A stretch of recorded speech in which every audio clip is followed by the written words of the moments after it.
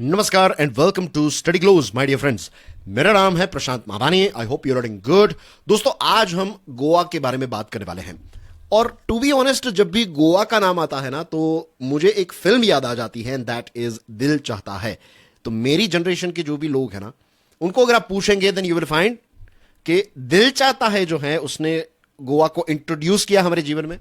और गोवा के बारे में, उनके बीचेस के बारे में, पहले जो पुरानी टी शर्ट्स आती थी तो वहां पर गोवा लिखा हुआ होता था, राइट? तो थोड़ा बहुत पता था, लेकिन जो गोवा की खूबसूरती है वो तो हमें दिल चाहता है फिल्म में ही देखने को मिली। और उसके बाद गोवा जो है वो इट्स लाइक एक ऐसा डेस्टिनेशन बन गया था कि भाई यहां पर तो एक दिन जाना ही है।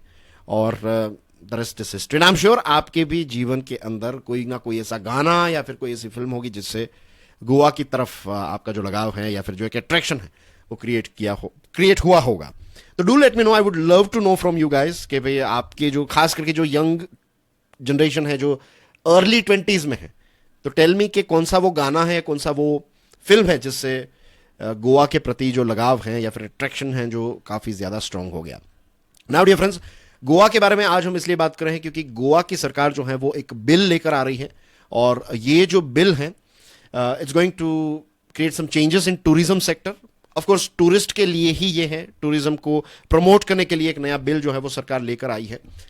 और देखिए, गोवा जो है उसकी सरकार अपने आप को अप टू डेट करना चाहती है। द रीजन इज डिफरेंस, चीजें जो है वो काफी ज्यादा चेंज हो गई है, समय चेंज हो गया है। There are so many other destinations as well.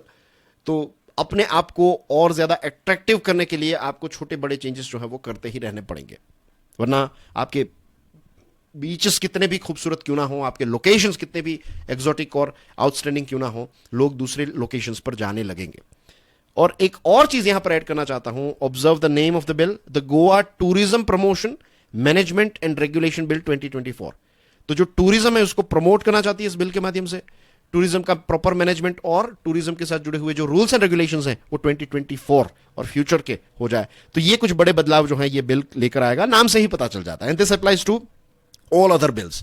जितने भी बिल्स, चाहे वो स्टेट लेवल के हो चाहे सेंट्रल लेवल के हो, आप उसका नाम अच्छी तरीके से पढ़ेंगे, ऑब्जर्व करेंगे। If you spend some minutes after it, maybe 15-20 seconds, maybe 30 seconds, आप थोड़ा अपना लॉजिक अप्लाई करेंगे, देन यू विल रियलाइज कि बिल के बारे में बहुत सारी चीजें जो हैं वो ऑलरेडी आपको उसके टाइटल से ही पता चल जाएगी, राइट? इसी के साथ ये बिल जो है ये अलग अलग लॉज जो टूरिज्म के साथ जुड़े हुए हैं तो उनको कंसोलिडेट और अमेंड करना चाहेगा।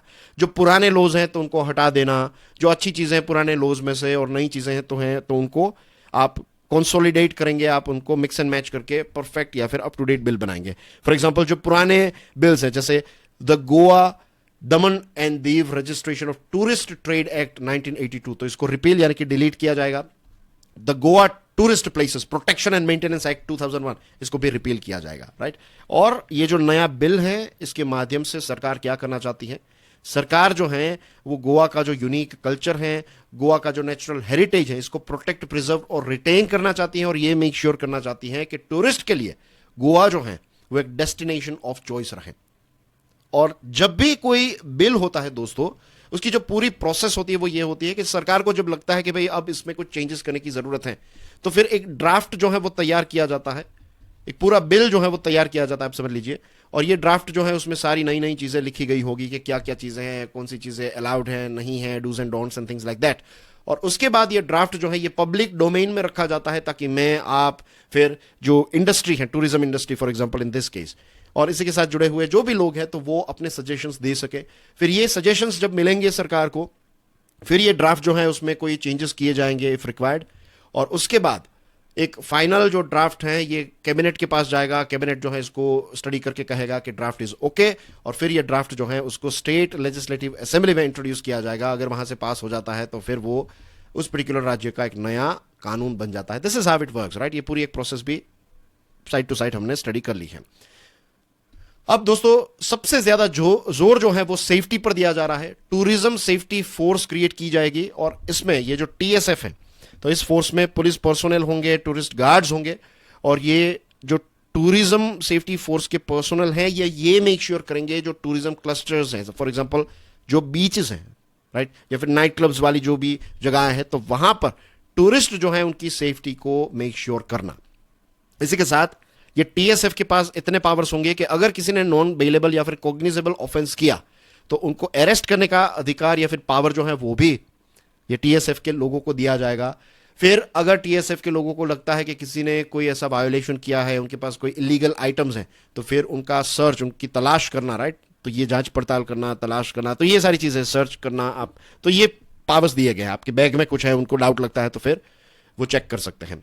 और अगर कोई ऐसे एविडेंस है तो इनको सिक्योर करना। कोई अगर किसी जगह पर कोई टाउटिंग कर रहा है, टाउटिंग यानी कि आपको घेर लेते हैं, आप जैसे ही किसी जगह पर पहुंचे तो भाई आपको ये चाहिए वो चाहिए, तो ऐसे 10-15 लोग आ जाएंगे, आपको घेर लेंगे, तो दैट इज कॉल्ड टाउटिंग। ये एक बहुत ही it's a very bad experience, right. लोगों को ये बिल्कुल पसंद नहीं आता है। ये अब चीजें हमें समझनी चाहिए, खास करके हमारे जो टूरिस्ट डेस्टिनेशंस पर जो लोग हैं उनको ये समझने की जरूरत है कि अगर टूरिस्ट को कोई कुछ चीज चाहिए तो दे विल आस्क, आप पूछेंगे तभी उनको याद आएगा कि भाई हाँ मुझे रिक्शा चाहिए, या फिर हाँ मुझे होटल बुक करवानी है, या हाँ मुझे भूख लगी है। नहीं, उनको अगर कोई चीज चाहिए तो दे विल आस्क। वो टूरिस्ट हैं, वो ऑलरेडी अपने कंफर्ट जोन से बाहर निकले हैं, तो अगर आप उनको अनकंफर्टेबल फील करवाएंगे तो they will run away from you, याद रखिए।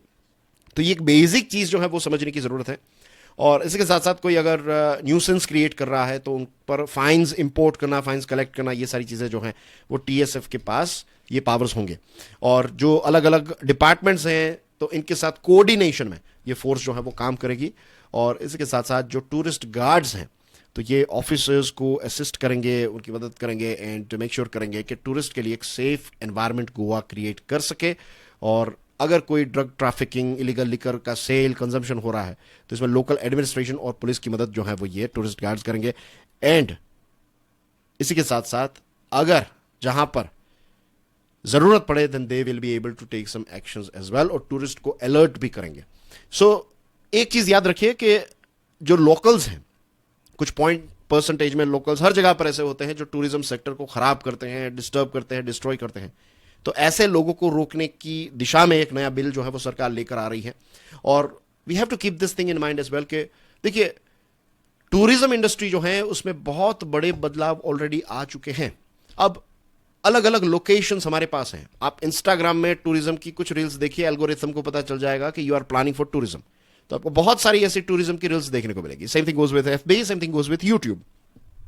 तो लोग जो हैं वो टूरिज्म की रील्स, अलग अलग चीजों को देख देख कर अब टूरिज्म के प्रति एक जो ये टूरिज्म इंडस्ट्री जो है ना, ये अब काफी ज्यादा बूस्ट हुई है।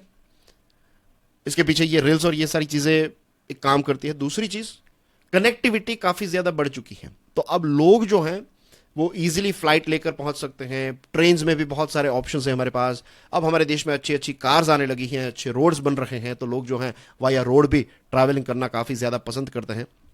तो ये सारी चीजें हो रही है, टेक्नोलॉजिकल एडवांसमेंट, और जो टूरिज्म प्रैक्टिस है उसमें भी नई नई चीजें आ गई हैं। अब आपको बहुत सारी लग्जूरियस होटल्स अलग अलग जगहों पर मिल जाती है, इज़न्ट इट? तो ये सारी चीजों में ये भी है कि अब नए नए चैलेंजेस जो है ना वो भी टूरिज्म इंडस्ट्री फेस कर रही है। खास करके लेट्स से कि गोवा जो है, अब गोवा की डायरेक्ट कंपटीशन जो है वो बाली के साथ होने लगी है, जो इंडोनेशिया का बाली आइलैंड है।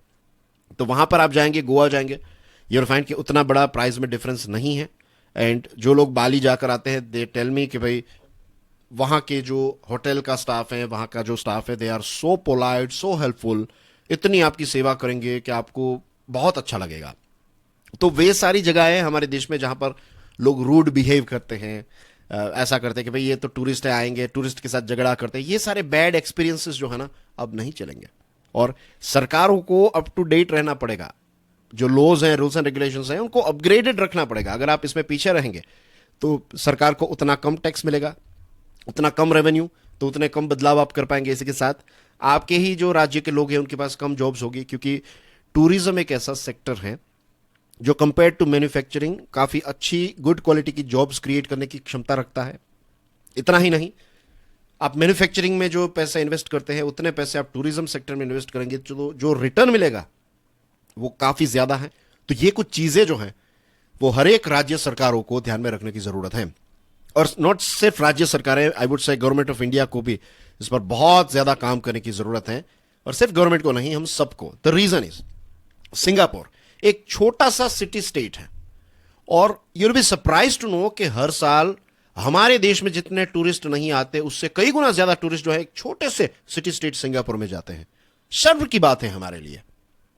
सिंगापुर से हम बहुत सारी चीजें सीख सकते हैं। इट इज वेरी ब्यूटीफुल, काफी क्लीन है, काफी सस्टेनेबल प्रैक्टिसेस को वो फॉलो करते हैं। There are so many good things about Singapore. हमारे यहां पर लोकेशंस काफी अच्छे हैं। हर एक चीज आपको desert, snow desert, mountain desert, snow capped mountains, right, आपको प्लेन्स मिल जाएंगे। प्लेन्स इन द सेंस जो ऐसे मैदानी इलाके हैं, राइट, आपको आइलैंड्स मिले। हर प्रकार की अलग अलग वैरायटी हमारे देश भारत में है। मॉडर्न सिटीज से लेकर हेरिटेज लोकेशंस हमारे यहां पर हैं। उसके बावजूद भी सिंगापुर से बहुत कम टूरिस्ट हमारे देश में क्यों आते हैं? There are so many reasons. Number one जो चीज मैं कहूंगा दैट इज सेफ्टी। बहुत सारे लोग जो हैं वो आज भी इंडिया को अनसेफ फील करते हैं, एंड वी ऑल नो, हम सब इस बात को जानते हैं, लेकिन हम इस बात के बारे में ओपनली बात नहीं करते। हमारे देश में कितने सारे ऐसे राज्य हैं जहां पर नाइट को हम भी ट्रैवलिंग ना करें, राइट? तो safety is number one thing. दूसरी चीज है क्लीनलीनेस।